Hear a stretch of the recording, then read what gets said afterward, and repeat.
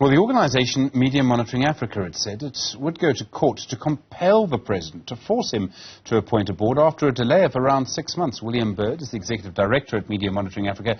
William, good afternoon to you. Do you think the president would have made this appointment without court action from yourself and other groups? Well, I'm not sure, actually, given the position that he took, that he wasn't able to until Parliament had cleared it. Of course, I imagine the presidency would say that they were going to. It was just a matter of time. That said, I think the fact that they were facing an imminent constitutional court challenge certainly would have sharpened their mind as to which way they needed to fall. That said, that case isn't dead yet. We're still consulting with our legal team on that, because we had asked for two things in particular. One was about saying the president needed to appoint the board, and the other was about the court finding that the president hadn't acted with due diligence and without delay. And in fact, this is clear that he has not done so. Who do you blame here? I mean, Parliament did a series of things. The president refused to make the appointment. Is it possible to know where the blame actually lay here? I mean, the president does the formal appointing, but he does also rely on Parliament to an extent.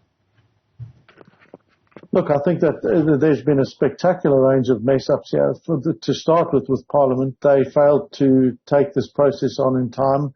Had they done so and gone through the full appointments process before October, then they wouldn't have had to have had a no-board scenario.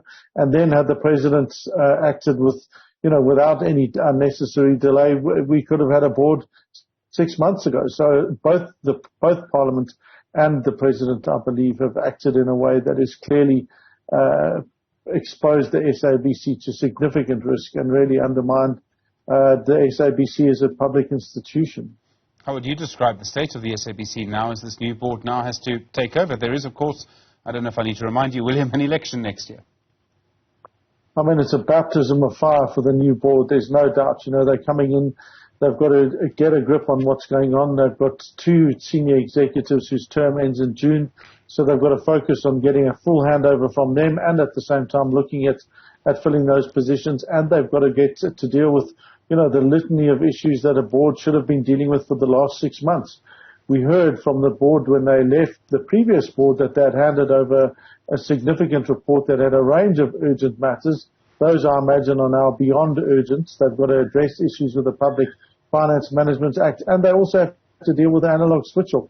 And they then have to prepare for the elections in 2024, and all of that on a shoestring budget. So it's a near impossible task. What we have to hope is that both Parliament and government bend over backwards in showing them deference and trying to help the board and ensure that they can do the best possible job that they can. William Bird from Media Monitoring Africa, thank you very much indeed.